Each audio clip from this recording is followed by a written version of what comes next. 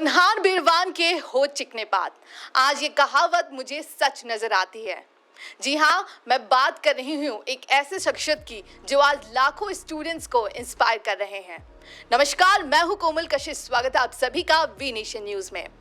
आज हम आपको मिलवाएंगे ESE यानी कि इंजीनियरिंग सर्विसेज एग्जामिनेशन के AIR यानी कि all India rank 1 topper mister topper Kartikeya Kaushik से। तो सबसे पहले मैं स्वागत करना चाहूंगी मिस्टर कार्तिकेय कौशिक का। आपका बहुत बहुत स्वागत है शो पे। एंड सबसे पहले मैं आपको वी नेशन की न्यूज़ टीम की तरफ से बहुत बहुत बधाई हो और यूं ही आप अपने लक्ष्य को पूरा करते रहे, इसके लिए बहुत बहुत शुभकामनाएं।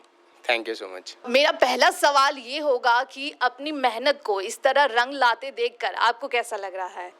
बहुत अच्छा लग रहा है। मतलब एक्सपेक्ट तो नहीं किया था कि ऑल इंडिया रैंक 1 आ जाएगा, बट फर्स्ट रैंक आना अपने आप में ही एक अलग ही एक्सपीरियंस होता है। तो पिछले 4-5 दिन से मैं मतलब इस चीज़ को एक्सपीरियंस कर रहा हूँ कि पेरेंट्स कितने खुश हैं, पूरे फैमिली मेम्बर्स कितने खुश हैं। तो उन सबको खुश देख के और भी ज़्यादा अच्छा लग रहा है। बहुत खूब, बहुत खूब। हमें भी बहुत अच्छा लग रहा है कि हमारे बीच का एक ऐसा स्टूडेंट्स जो आज लाखों स्टूडेंट्स को इंस्पायर भी कर रहे हैं, अपनी मेहनत से रंग लाते हुए दिख रहे हैं और अपने देश का नाम भी रोशन कर रहे हैं। जी हाँ, मेरा अगला सवाल कार्तिकेय ये होगा कि मैं चाहती हूँ आप दर्शकों को अपने बारे में बताएं, अपने बैकग्राउंड के बारे में बताएं, आपने अब तक जो भी पढ़ाइयाँ की हैं और ESE में टॉपर बनने तक का सफ़र क्या रहा है आपका? जी, तो सबसे पहले तो जो मेरे पापा हैं वो करनाल से हैं और मेरे जो मदर हैं वो कुरुक्षेत्र से हैं। तो पला बड़ा मैं स्टार्टिंग में हरियाणा में हूँ, तो अंबाला में हम लोग रहते थे, बट आफ्टरवर्ड्स हम लोग दिल्ली शिफ्ट हो गए थे।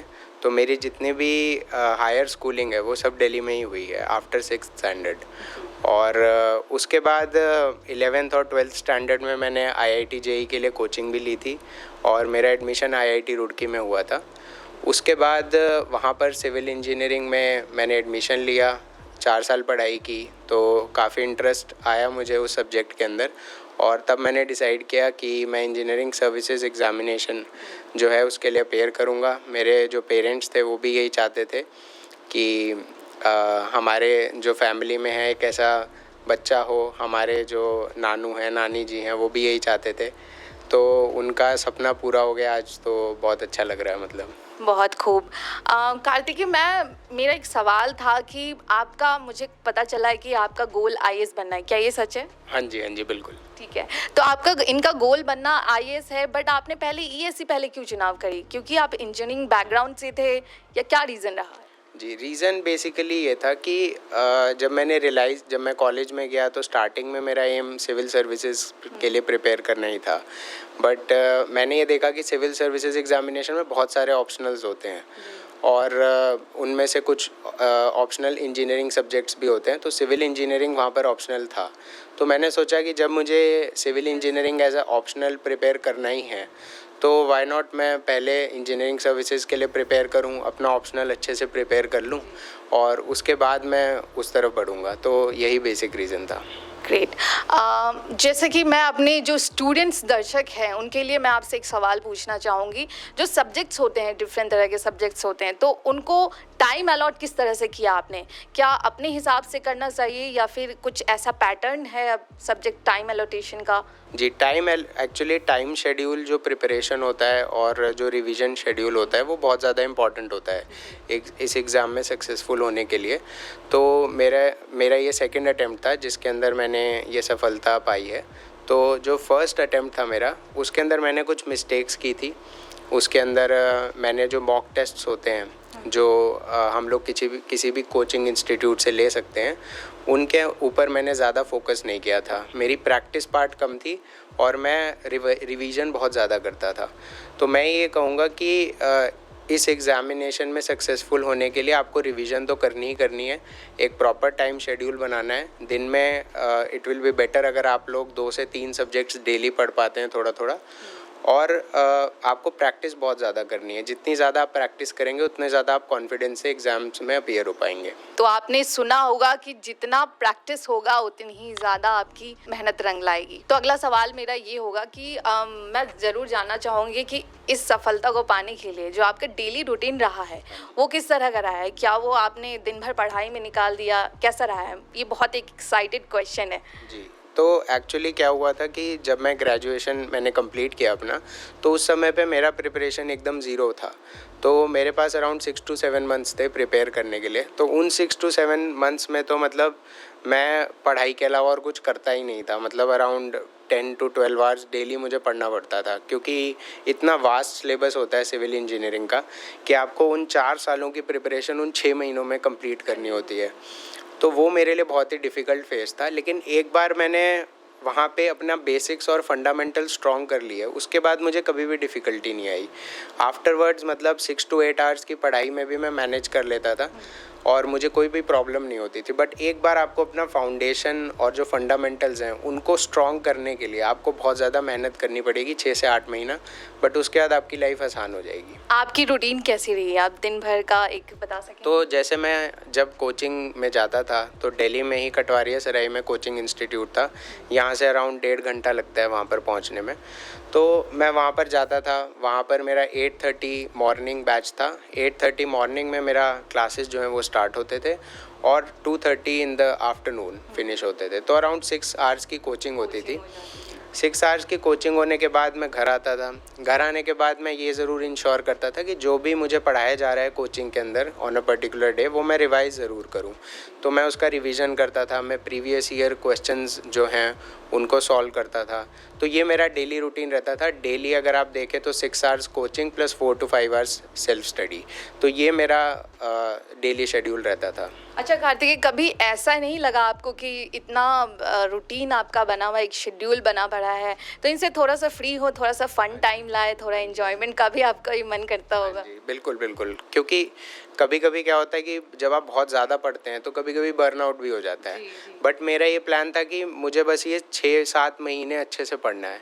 अगर मैंने इन 6-7 महीनों में अच्छे से पढ़ लिया तो उसके बाद मैं थोड़ा सा फ्री टाइम ले सकता हूँ। तो वो मेरे लिए भी एक मोटिवेशन था कि तो मैंने 6 to 7 मंथ्स बहुत ज़्यादा पढ़ा। उसके बाद मैंने थोड़ा लाइट कर दिया अपना जो प्रिपरेशन है। 1 to 2 मंथ्स के लिए मैंने उसको थोड़ा लाइट कर दिया। फिर कोविड भी आ गया। कोविड आने के बाद क्या हुआ कि मुझे बहुत ज़्यादा टाइम मिल गया प्रिपेयर करने के लिए। तो मैंने 6 to 8 आवर्स की स्टडी में भी मैनेज कर लिया था अपना प्रिपरेशन। तो बट आपको मेहनत तो आपको बहुत ज़्यादा करनी ही पड़ेगी। आप ऐसा नहीं सोच सकते कि कंटिन्यूटी बहुत ज़्यादा इंपॉर्टेंट है इस एग्ज़ाम को क्लियर करने के लिए।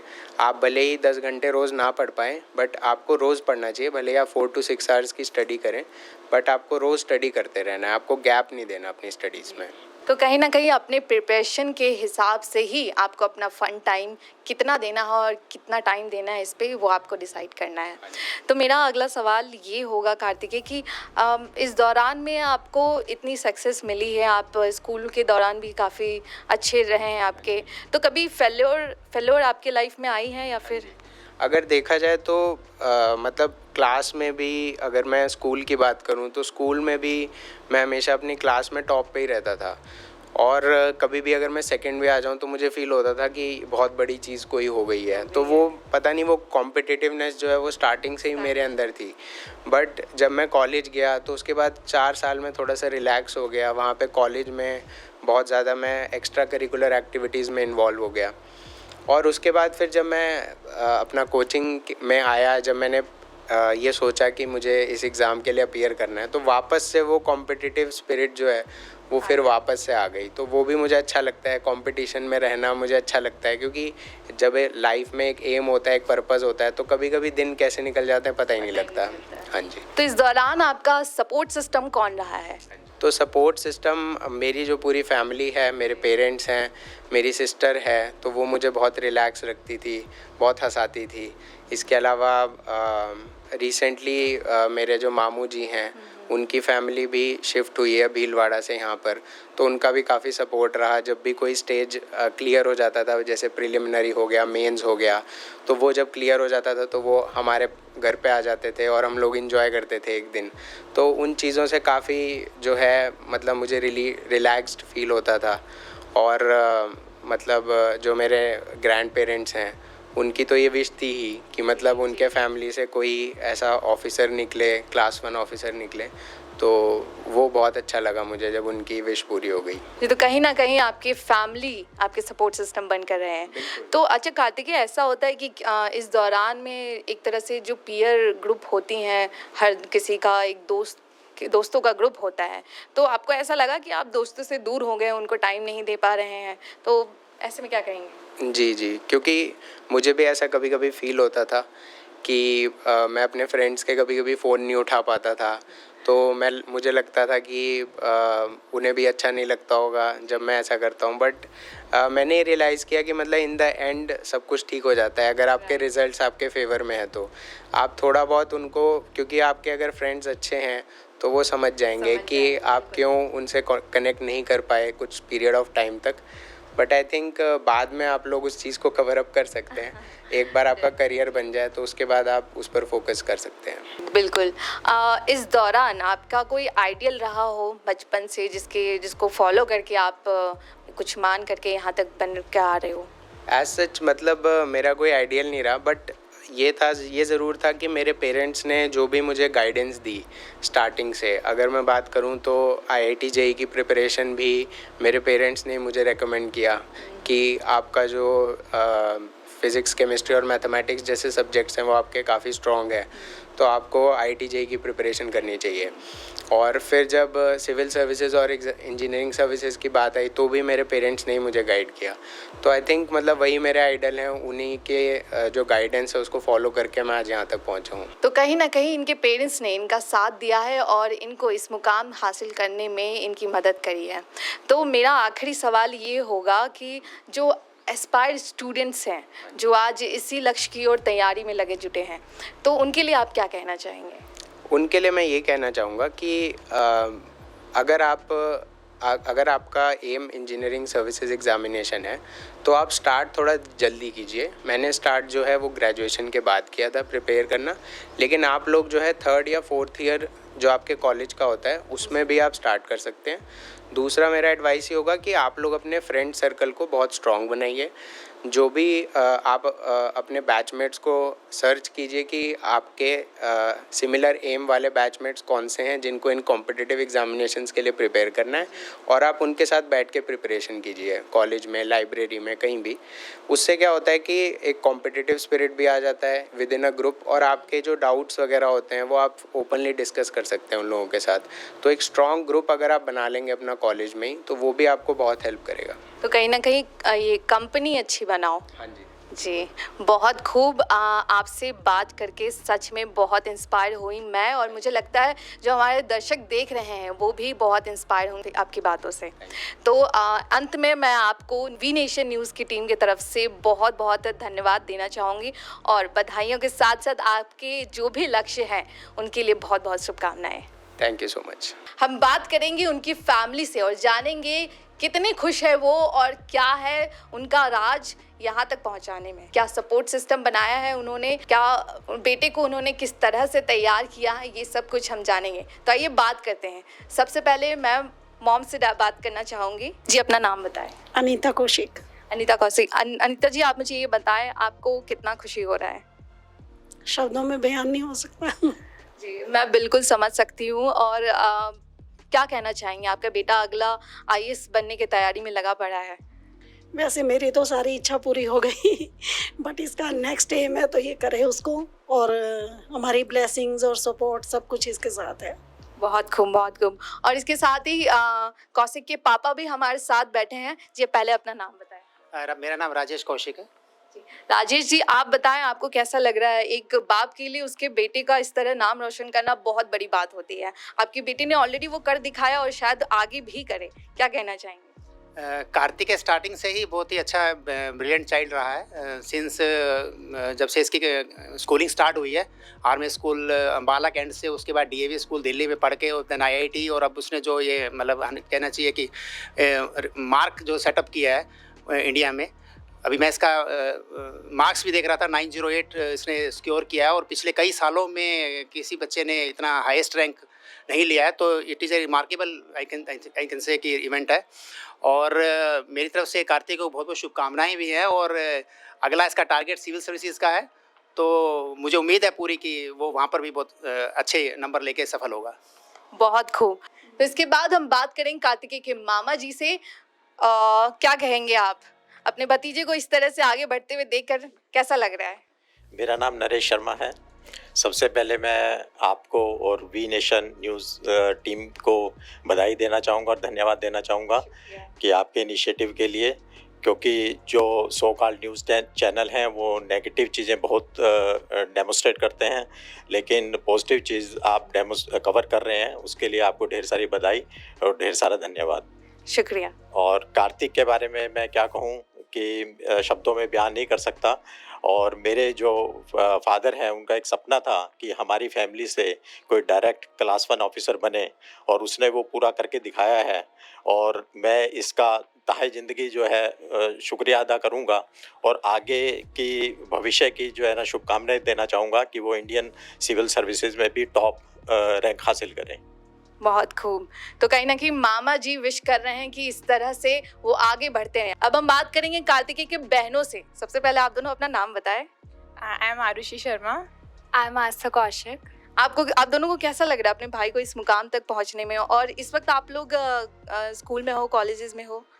हाँ, तो मुझे बहुत बहुत ज़्यादा खुशी है कि मेरे भाई ने इतने टॉप रैंक हासिल किया है। ऐसा कोई भी नहीं कर सकता। लेकिन और वो हमारे लिए सबसे सबसे बड़ी बात ये कि हमारी फैमिली में बहुत खुशी आई है, बहुत प्राउड मोमेंट है। और उन्होंने हमेशा हमें इंस्पायर किया है आगे बढ़ने के लिए, और मैं आगे भी उन्हें IAS में भी टॉप रैंक पे देखना चाहती हूँ। बहुत खूब। बहुत ही खुशी का मोमेंट है and I am really happy कि उसने रैंक 1 स्कोर करी है, और बहुत ज़्यादा इंस्पायर किया है भाई ने मुझे। जिस तरीके से वो हार्ड वर्क करता है, इतना ज़्यादा पढ़ता है, वो मुझे इंस्पायर करता है कि मैं अपनी लाइफ में आगे कुछ भी करूं तो मैं उसी की तरह हार्ड वर्क करूं। सो आई एम वेरी हैप्पी। अभी आप लोग स्कूल में हो, कॉलेजेस में हो? I am working. मैं जॉब आप वर्किंग हो? आप? मैं अपनी निफ्ट एंट्रेंस की प्रिपरेशन कर रही हूँ। तो कहीं ना कहीं मुझे ये लगता है इनके बड़े भाई जो कि एक इनके ऊपर छत की तरह खड़े हैं, उन्होंने इनको इंस्पायर कर दिया है, और मुझे भी लगता है इनकी बहनें इनसे काफ़ी इंस्पायर होंगी। तो इसी के साथ मैं ये वीडियो अंत करूँगी और कहना चाहूँगी लास्ट में कार्तिकेय का भी एक बाइट ले लेते हैं। कार्तिकेय, आपको क्या लगता है फैमिली ने आपको कितना सपोर्ट किया है?